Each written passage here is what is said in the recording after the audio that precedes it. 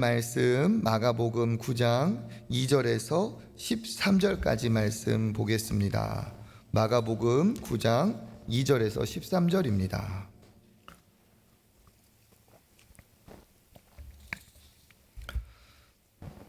마가복음 9장 2절에서 13절 교대로 읽고 마지막 절 같이 읽겠습니다. 엿새 후에 예수께서 베드로와 야고보와 요한을 데리시고 따로 높은 산에 올라가셨더니 그들 앞에서 변형되사 그 옷이 광채가 나며 세상에서 빨래하는 자가 그렇게 희귀할 수 없을 만큼 매우 희어졌더라. 이에 엘리야가 모세와 함께 그들에게 나타나 예수와 더불어 말하거늘 베드로가 예수께 고하되 랍비여, 우리가 여기 있는 것이 좋사오니 우리가 초막 셋을 짓되 하나는 주를 위하여, 하나는 모세를 위하여, 하나는 엘리야를 위하여 하사이다 하니, 이는 그들이 몹시 무서워하므로 그가 무슨 말을 할지 알지 못함이더라. 마침 구름이 와서 그들을 덮으며 구름 속에서 소리가 나되 이는 내 사랑하는 아들이니 너희는 그의 말을 들으라 하는지라. 문득 둘러보니 아무도 보이지 아니하고 오직 예수와 자기들 뿐이었더라. 그들이 산에서 내려올 때에 예수께서 경고하시되 인자가 죽은 자 가운데서 살아날 때까지는 본 것을 아무에게도 이르지 말라 하시니, 그들이 이 말씀을 마음에 두며 서로 문의하되 죽은 자 가운데서 살아나는 것이 무엇일까 하고 이에 예수께 묻자와 이르되 어찌하여 서기관들이 엘리야가 먼저 와야 하리라 하나이까. 이르시되 엘리야가 과연 먼저 와서 모든 것을 회복하거니와 어찌 인자에 대하여 기록하기를 많은 고난을 받고 멸시를 당하리라 하였느냐.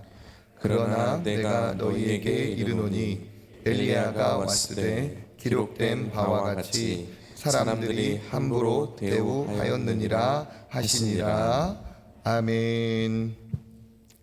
할렐루야. 은혜의 자리 잘 나오셨습니다. 하나님께서 또 오늘 우리의 기도에 큰 은혜와 축복으로 응답하여 주실 줄 믿습니다. 우리가 지금 예수님께서 말씀하시는 중에 인자가 죽은 데서 살아날 때까지 그 고난의 이야기를 하고 계시죠. 이제 마가복음의 이 내용이 중반을 넘어가면서 예수님의 그 이적 그리고 많은 그러한 기적들, 사람들의 그 이목이 집중되는 그러한 모습에서 십자가, 고난으로 점점 향해 가고 있습니다. 초반부, 중반부까지는 많은 사람들이 몰려들면서 예수님께 떡을 구하여 먹기도 하고 또 귀신이 쫓아가고 병을 낫기도 하고 그런 일이 벌어졌지만 이제는 이제 예수님께서 고난의 길을 더 적극적으로 그리고 이제 제자들에게 직접적으로 말씀하시면서 이 고난의 내용이 더 부각이 되고 있습니다. 요즘 이렇게 찬양이나 아니면은 설교나 이렇게 기독교 관련 영상을 보시는 분들은 사순절이라는 얘기를 많이 들으셨을 거예요, 그죠?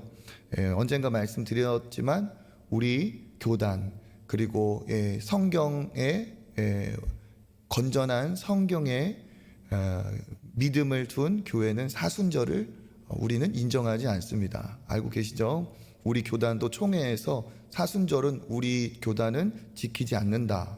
그것은 성경적이지 않다라고 공언을 했습니다. 사순절은 천주교에서 기원이 되었고 또 그것을 가지고 좀 인위적인 고행을 하면서 예수님의 취지와 상관없이 예수님의 고난과 상관없이 그러한 왜곡되고 변질된 내용이 그 천주교 역사의 중세에 있었습니다. 그래서 종교 개혁자들이 오직 성경, 오직 말씀으로 돌이키면서 그런 외형적인 쓸데없는 그런 허식적인 그런 예식들을 다 이렇게 파기했죠. 그 중에 한 가지가 사순절입니다. 그 대신 우리는 고난주간, 일주일 예수님의 그 고난을 기억하는 고난주간을 지키죠. 매일 우리가 묵상하는 이 매일 성경의 이 본문이 그 고난주간과 부활로 향해서 가게끔 다 이렇게 세팅이 되어 있어요. 그래서 매일 아침에 말씀을 묵상하면 자연스럽게 예수님의 고난과 부활의 영광으로 우리가 묵상하고 따라가게 되어 있습니다. 그래서 그런 부분을 잘 아시고, 또 교단 중에도 자유주의 그런 약간 좀 중도적인 그런 것은 사순절을 얘기하고, 저도 이렇게 보면 신학교 교수라고 하는데도 사순절에 묵상, 사순절을 하는데 우리하고 달라요. 예. 우리는 온전히 성경 중심적인, 어제도 말씀을 전했지만 우리는 오직 성경만이 하나님의 말씀이라고 믿는 건전한 신앙의 뿌리를 둔 그러한 신앙인들이죠. 그렇기 때문에 그와 같은 것은 우리가 잘 아시고 영적 분별력을 갖고, 중요한 건 뭐냐? 예수님의 고난과 부활의 영광을 우리가 이 3월에 잘 묵상하고 그 본질 안에서 우리가 믿음을 잘 키워가면 된다는 겁니다. 오늘 내용은 예수께서 제자들을 데리고 산에 올라가셔서 그 영광스러운 모습으로 변화된 그 모습이죠. 우리 마가복음 9장 2절 말씀 읽어보겠습니다. 엿새 후에 예수께서 베드로와 야고보와 요한을 데리시고 따로 높은 산에 올라가셨더니 그들 앞에서 변형되사 아멘. 예수님이 예전에도 한번 이 제자들을 따로 데리고 가신 적이 있습니다. 야이로의 회당장 야이로의 죽은 딸을 살리실 때도 예수님이 딱 이렇게 제자들을 구별하여 데려가신 적이 있죠. 예수님이 중요한 사역을 하실 때는 이렇게 12를 다 데리고 가신 것이 아니고, 그 중에서 리더의 그룹, 핵심적인 그 그룹을 같이 동행하셨습니다. 그 대표적인 리더가 여기 있는 것처럼 베드로와 야고보와 요한, 이 세 명이었죠. 따로 높은 산에 올라가셨습니다. 이 높은 산은 딱 지명이 나와 있지 않기 때문에 신학자들도 아마 이 산이었을 것이다, 아니다, 이 산이었을 것이다 하는 그런 이야기들이 있습니다. 중요한 건 그 산이 어떤 산이었냐가 중요한 게 아니라, 성경이 기록하지 않았다면 그 내용이 그렇게 중요하다는 게 아니에요. 그죠? 높은 산에 올라가셔서 행하신 그 일이 중요한 거죠. 그 산에 올라가셨을 때 그들 앞에서 예수께서 변형이 되셨다. 어떻게 변형이 되었습니까? 3절 보니까 그 옷이 광채가 나며 세상에서 빨래하는 자가 그렇게 희게할 수 없을 만큼 매우 희어졌더라. 예수님의 모습이 완전히 이제 새롭게 변화가 되신 거죠. 이 광채, 이 희어진 것이 얼마나 대단한지 세상에서는 그와 같은 흰색을 보지 못했다 하죠. 이게 어떤 일이 된 겁니까? 예수께서, 이 성자 예수께서 그 하늘의 영광이 이제 다시 재현이 되신 거죠. 예수님이 바로 하나님이시고 구원자이시고 성자이신 그 하늘의 영광이 회복이 되신 겁니다. 그가 어떤 분이신지를 다시 한번 드러낸 대목이죠.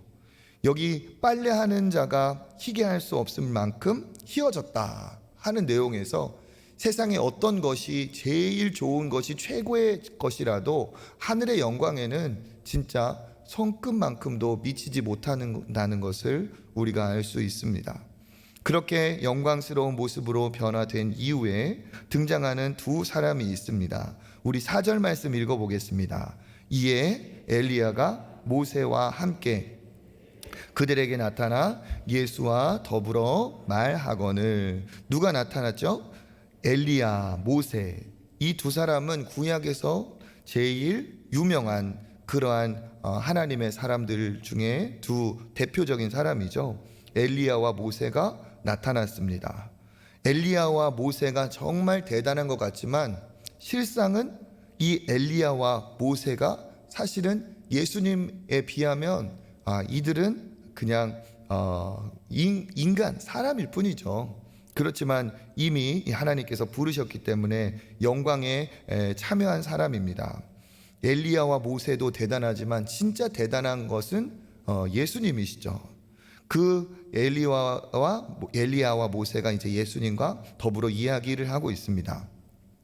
엘리야와 모세, 이 두 사람은 이제 구약을 대표하는 인물로서 모세는 모세의 율법 하는 오경, 그리고 엘리야는 모든 선지서를 대표하는 선지서. 그래서 율법과 선지서 하면 구약을 그냥 별명이 모세 율법과 선지서거든요. 그러니까 엘리야와 모세가 나왔다는 것은 모든 율법을 대표하는 사람들이 지금 예수님 앞에 나왔다라고 볼 수 있습니다. 특별히 이 엘리야와 모세는 예수님과 공통점이 있죠. 이 두 사람은 백성들을 다 지도한 리더들이었으면서도 백성들에게 외면을 당하고 백성들 때문에 참 고생을 한 사람들입니다. 모세는 광야에서 고생을 하였고 엘리야는 백성들이 다 우상 숭배할 때 홀로 믿음을 지키느라고 참 고생을 했죠. 그리고 이 두 사람은 또 공통점이 있습니다. 산에서 하나님을 뜨겁게 만났죠. 시내산에서 모세가 율법을 받고 엘리야는 갈멜산에서 하나님의 뜨거운 역사를 체험을 하고 이렇게 하나님 앞에 외롭게 순종하고 백성들을 인도하고 그리고 산에서 뜨겁게 하나님을 만난 이 두 사람이 지금 예수님을 또 산에서 만나고 있습니다. 예수님 역시도 이들이 걸어갔던 그러한 지도자의 길, 고난의 길, 순종의 길을 걸어가고 계시죠. 달리 말하면 이들은 예수님의 또 다른 예고 편이었고 예수님의 사역을 미리 예표한 자였고 예수께서 그들이 보여준 그림자의 실체가 되신 메시아로 이 땅에 오신 분이라는 걸 알 수가 있습니다. 왜 예수께서 모세와 엘리야를 만나셨을까? 누가복음에 보면 이 내용을 공강복음에 마태, 마가, 누가 다 기록을 하고 있는데 누가복음에 보면 이런 구절이 있습니다. 영광 중에 나타나서 예수께서 예루살렘에서 별세하실 것을 얘기하였다. 그러니까 별세하다는 게 무슨 뜻이죠? 돌아가시다 그런 뜻이죠. 죽음을 얘기하고 있습니다. 그래서 누가는 그런 부분을 이야기하고 있어요. 마가는 그 부분을 자세하게 얘기하지 않았지만 예수님이 모세와 엘리야를 만나신 것은 본격적인 고난, 십자가의 죽음에 대한 이야기를 그들과 나누셨다라고 볼 수가 있습니다. 이렇게 모세와 엘리야를 만나신 것은 예수님 입장에서는 장차 자기가 당할 그 십자가의 고난과 그런 것들을 얘기를 하신 것이고 그리고 제자들을 데리고 가신 것은 또 이유가 있겠죠. 무엇일까요? 예수께서 영광 중에 변화된 것 그리고 모세와 엘리야의 이 영광스러운 모습을 보면서 제자들에게는 장차 예수께서 이루실 그 영광이 어떤 것인지 그 찬란함을 찰나로 잠깐 보여주신 거예요. 그 이유가 또 있습니다. 우리가 읽은 이 9장 앞에 보면 어떤 내용이냐 하면 그 예수께서 가이사랴 빌립보 지방에 가서 사람들이 나를 누구라 하느냐 또 너희는 나를 누구라 하느냐 이렇게 질문을 하신 그 대목 엿새 후입니다. 그러면 예수께서 왜 그것을 물어보셨을까요? 제자들이 자기를 제대로 지금 알고 있는지를 물어보셨겠죠. 그때 베드로가 바른 대답을 하죠. 주님이 그리스도이십니다. 구원자이십니다. 해서 칭찬을 받습니다. 그랬다가 또 어떻게 되죠? 그때 비로소 예수께서 고난받고 죽음을 당하고 살아나실 것을 얘기했더니 베드로가 화를 내면서 그런 일이 없어야 됩니다 하니까 예수님이 사탄아 물러가라 그렇게 하셨어요. 그러면서 예수님이 누구든지 나를 따라오려거든 자기 십자가를 지고 나를 따라와야 된다. 자기 목숨을 얻고자 하는 사람은 잃을 것이고 자기 목숨을 버리고자 하는 사람이 그 목숨을 얻을 것이다 하면서 예수님이 참 제자의 길이 무엇인지를 얘기하고 계셨어요. 그리고 나서 엿새 후가 지난 겁니다. 그 다음에 영광을 보여주셨어요. 그 앞에 내용과 이 흐름상에 보면 예수님이 그런 거죠. 나를 부인하고 십자가를 따라가는 그 고난의 삶이 전부가 아니라는 것을 제자들에게 지금 보여주신 거예요. 이 예수를 따라가는 길이 고난의 길이고 십자가의 길이고 죽음으로 향하는 길이지만 그것이 전부가 아니다. 산에 올라가서 영광의 모습을 보여주면서 그 영광스러움을 맛볼 때가 분명히 있다는 겁니다. 무엇을 통해서? 고난을 통해서 반드시 영광에 이르게 된다는 것을 제자들에게 이야기하시는 거죠.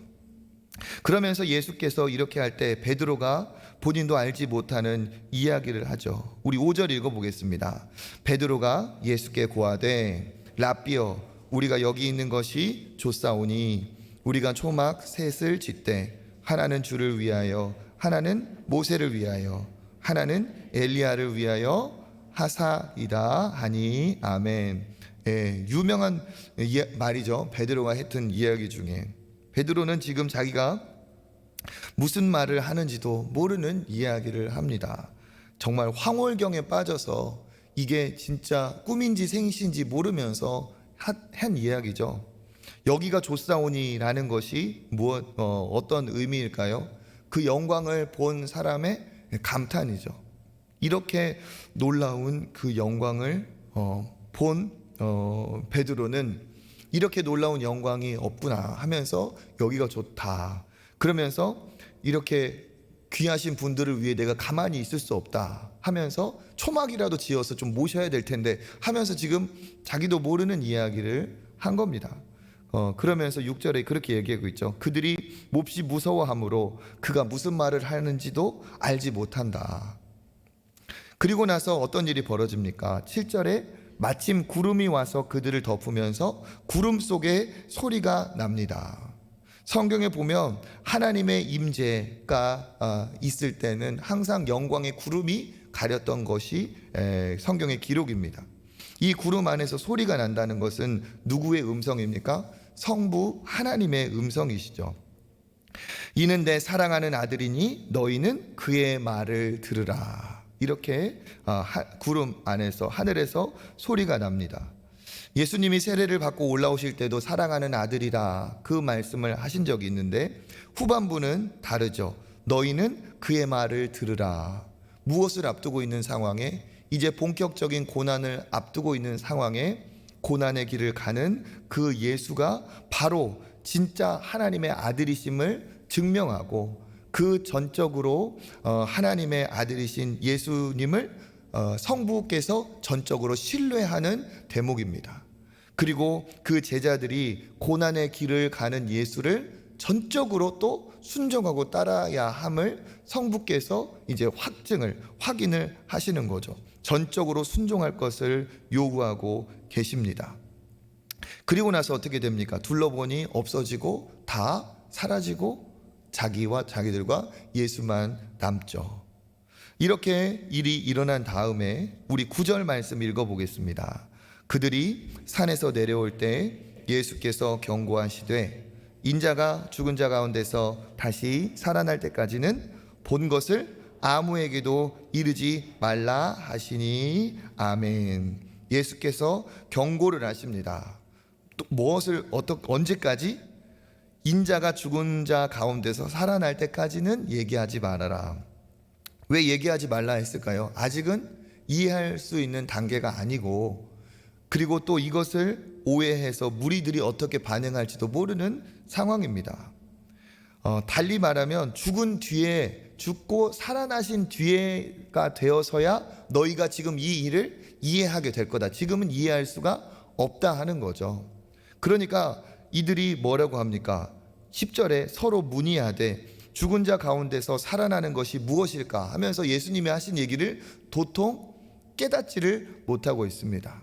그러면서 그 당시 서기관들이 말씀에 따라 했던 얘기처럼 구원자가 오기 전에 엘리야가 먼저 와야 된다 하는 말라기서의 예언을 가지고 엘리야가 왔냐 안 왔냐, 예수님이 메시아는 맞는데 그러면 엘리야가 왔어야 되는 게 아니냐, 엘리야가 안 왔는데 하면서 그 얘기를 하실 때 예수께서 엘리야가 이미 왔다. 그 엘리야는 누구를 칭하는 겁니까? 세례 요한이 먼저 왔음을 이야기하고 계시죠.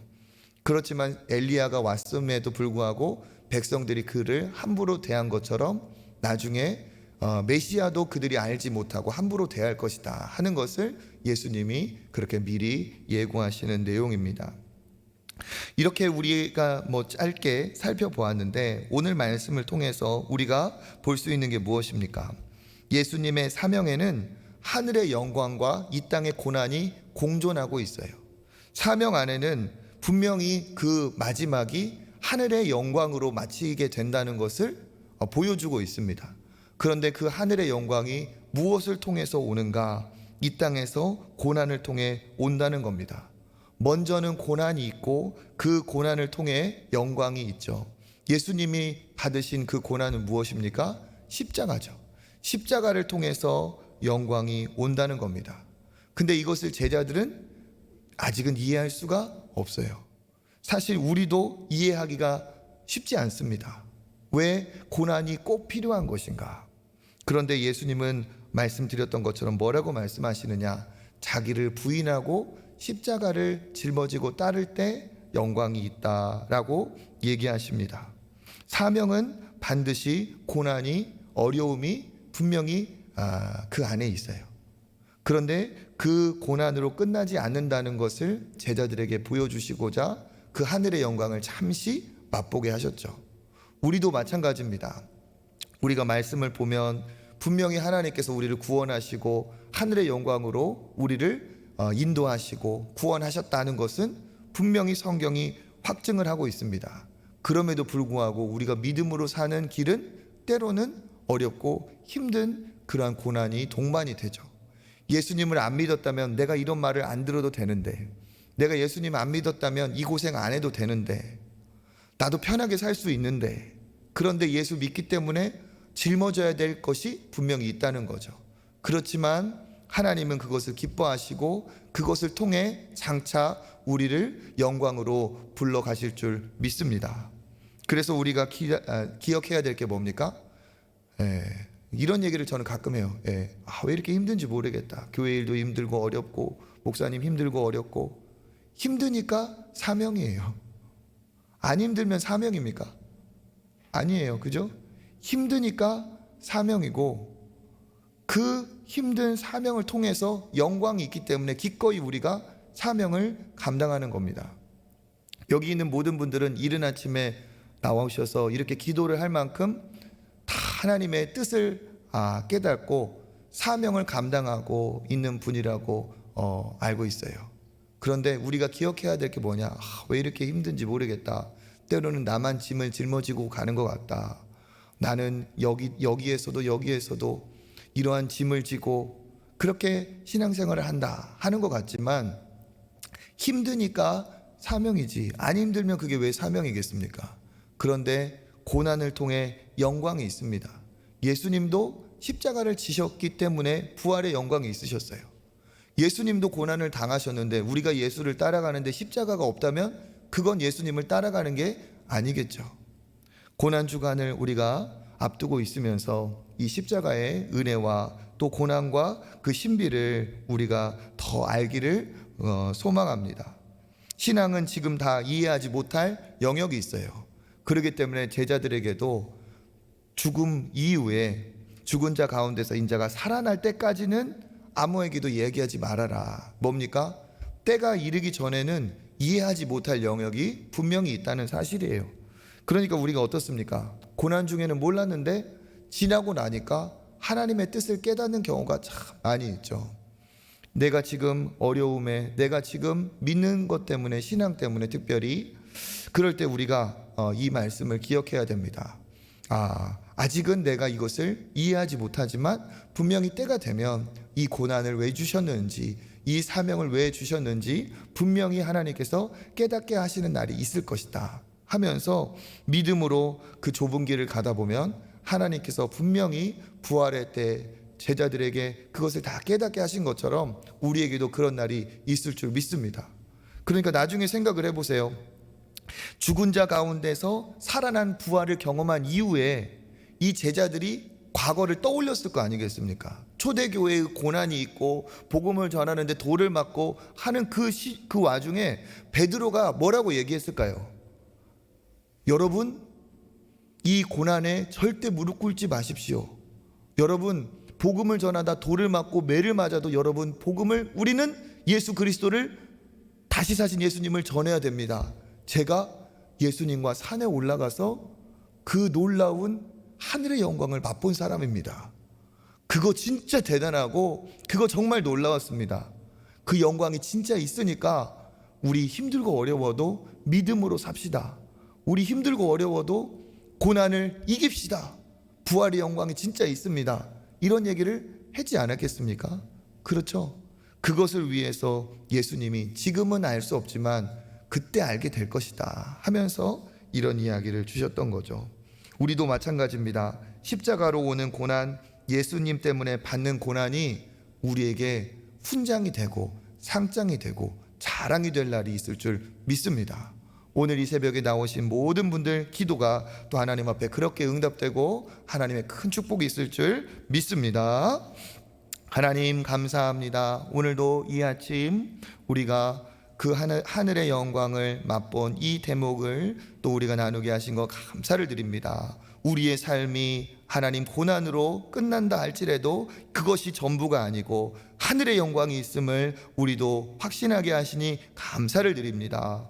이해할 수 없는 고난 중에 있다 할지라도 하나님 부활의 영광과 같이 그날의 영광을 사모하고 바라보며 고난을 믿음으로 승리하는 모든 주의 백성들 되게 하여 주시옵소서. 우리 역시도 예수님을 따라 하나님 그 영광에 참여할 수 있도록 은혜 베풀어 주시옵소서. 감사드리며 예수님의 이름으로 기도드립니다. 아멘.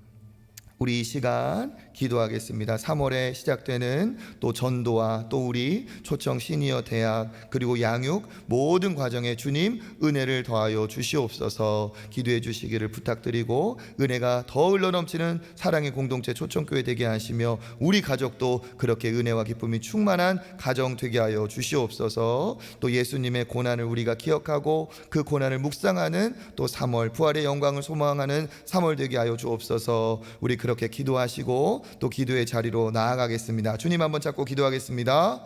주여